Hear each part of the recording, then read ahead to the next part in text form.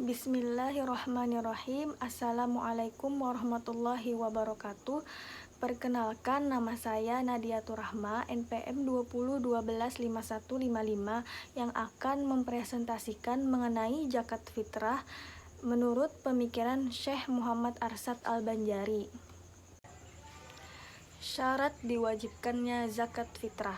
Menurut pendapat Syekh Muhammad Arsyad Al-Banjari, diwajibkannya zakat fitrah dengan beberapa syarat yang diantaranya: yang pertama, menemui akhir bulan Ramadan dan awal bulan Syawal. Yang kedua, beragama Islam. Maka tidak wajib bagi orang yang bukan Islam mengeluarkan zakat fitrah untuk dirinya sendiri, terkecuali untuk budak dan keluarganya yang muslim yang menjadi kewajibannya memberikan nafkah. Yang ketiga, orang yang merdeka. Yang keempat, mampu. Dan yang kelima, zakat fitrah yang dikeluarkan lebih dari pembayar hutang sekalipun hutang yang tertunda pembayarannya. Selanjutnya, zakat fitrah yang wajib dikeluarkan. Fitrah yang diwajibkan kepada setiap orang adalah satu sa', seperti sa' Madinah pada masa Nabi Shallallahu Alaihi Wasallam. Yang dimaksudkan dengan sa' adalah 4 mud, dan yang 1 mud itu 1/1/3 rital Baghdad. Maka 1 sa' itu 5/1/3 mud, yang beratnya 685 5/7 dirham, karena 1 rital Baghdad beratnya 128 4/7 dirham. Namun yang biasanya dipakai dalam zakat fitrah ini dengan takaran hanya yang ditimbang baik dengan rital maupun dengan dirham untuk mengujinya. Kemudian, kalau ada pada suatu negeri beberapa macam bahan makanan pokok yang bukan makanan yang kebiasaan di negeri itu, maka yang mengeluarkan dapat memilih di antara jenis yang diingininya, tetapi yang terbaik, yang tertinggi harganya, dan yang sangat mengenyangkan. Di dalam kitab Sabilal Muhtadin disebutkan bahwa gandum lebih tinggi dari segi urutan dari semua bahan makanan yang lain yang disepakati kebolehannya. Sesudah gandum, baru kurma, baru gandum berbiji, baru jagung, baru anggur, baru beras, baru kacang putih, baru adas, baru kacang full, baru susu kering, baru keju. Tidak boleh mengeluarkan zakat fitrah setengah sa' dari satu jenis makanan dan setengahnya lagi dari jenis makanan lain. Selanjutnya, niat zakat. Wajib niat zakat dengan hati dan tidak disyaratkan menuturkannya dengan lidah, dan tidak memadai dilafalkan dengan lidah tanpa diniatkan dengan hati. Hendaklah orang yang mengeluarkan zakat meniatkan hadza fardhu mali, yang artinya inilah zakat hartaku. Selanjutnya, orang yang berhak menerima zakat.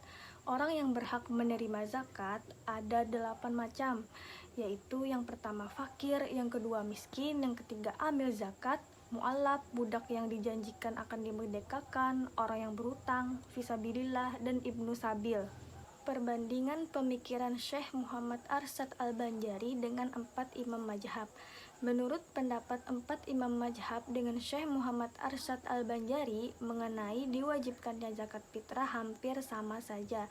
Menurut mazhab Syafi'i, zakat fitrah diwajibkan atas setiap orang muslim yang merdeka. Menurut mazhab Hanafi, hukum zakat fitrah itu diwajibkan namun tidak sampai difardukan. Menurut mazhab Maliki, zakat fitrah diwajibkan atas setiap muslim yang merdeka dan mampu untuk menunaikannya saat diwajibkan. Menurut mazhab Hambali, zakat fitrah diwajibkan pada setiap muslim yang memiliki makanan yang melebihi porsi 1 hari Id penuh untuk disantapnya sendiri dan juga keluarganya, termasuk juga kebutuhan lainnya. Menurut Syekh Muhammad Arsyad Al-Banjari, zakat fitrah diwajibkan atas setiap muslim yang menemui akhir bulan Ramadan dan awal bulan Syawal, beragama Islam, merdeka, mampu, dan zakat fitrah yang dikeluarkan itu lebih dari pembayar hutang sekalipun hutang yang tertunda pembayarannya. Permasalahan kontemporer. Di zaman yang serba digital ini, pembayaran zakat dapat dilakukan secara online, yakni dengan mengakses website maupun menggunakan aplikasi yang dibuat khusus untuk pelayanan zakat online. Zakat online merupakan suatu proses pembayaran zakat yang dilakukan dengan sistem online menggunakan media digital, di mana antara muzaki dan amil zakat tidak bertemu secara langsung. Karena ini bersifat online, maka zakat bernilai uang. Jumhur ulama dan Imam Syafi'i mengatakan zakat fitrah adalah bahan makanan pokok.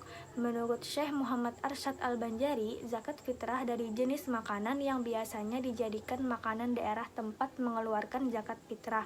Namun, boleh ikut Imam Hanafi yang berpendapat mengeluarkan zakat fitrah dalam bentuk uang senilai bahan makanan pokok. Secara hukum Islam, pembayaran zakat yang dilakukan melalui sistem online diperbolehkan. Dalam hal ini, penyaluran zakat dilakukan secara berbeda, yakni secara online melalui website maupun aplikasi zakat yang semula dari sistem manual menjadi sistem otomatis selama tidak menghilangkan ataupun meninggalkan syarat-syarat maupun ketentuan berzakat. Hal ini masih diperbolehkan. Hal yang terpenting adalah harus diperjelas mekanismenya sehingga muncul kesepahaman di antara muzaki dan amil bahwa yang terjadi adalah transaksi zakat. Nah, adapun dari segi efeknya, pembayaran zakat fitrah lewat online bisa mengakibatkan perpindahan zakat keluar daerah. Menurut pendapat Syekh Muhammad Arsyad Al-Banjari, pemilik zakat tidak boleh memindahkan zakat harta atau zakat fitrah dari negeri zakat yang ada di dalamnya mustahak agar zakat itu diberikan kepada mereka, dan juga semua mustahak yang ada di tempat zakat ingin mendapatkan bagian dari zakat yang ada di tempatnya, karena pemindahan zakat dari tempat zakat akan menyebabkan timbul kebencian dan memutuskan harapan orang fakir di tempat itu. Jadi, meskipun membayar zakat fitrah atau zakat lainnya secara online, tetapi hendaknya dihindari terjadinya perpindahan zakat. Baiklah, hanya itu saja yang dapat saya sampaikan. Mohon maaf apabila ada terdapat kesalahan. Semoga bermanfaat. Wassalamualaikum warahmatullahi wabarakatuh.